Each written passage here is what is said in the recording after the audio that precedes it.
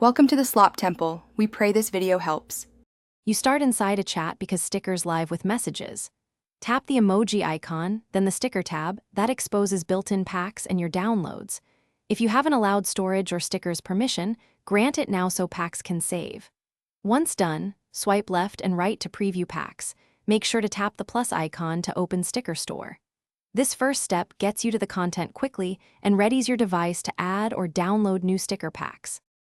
Now focus on finding the exact sticker. Tap the plus or store icon, then use keywords in the search field to filter packs. This narrows results faster than scrolling. Browse categories and open a pack preview to see individual stickers and author info. Tap download or add to install.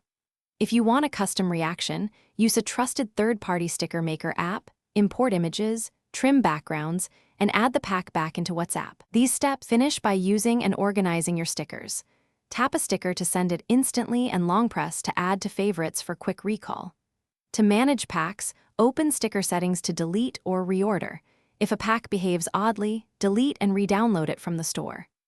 If stickers don't show, make sure storage permission is enabled, clear the app cache, or backup chats and reinstall WhatsApp as a last resort. This final troubleshooting tip resolves most problems quickly, so stickers work again.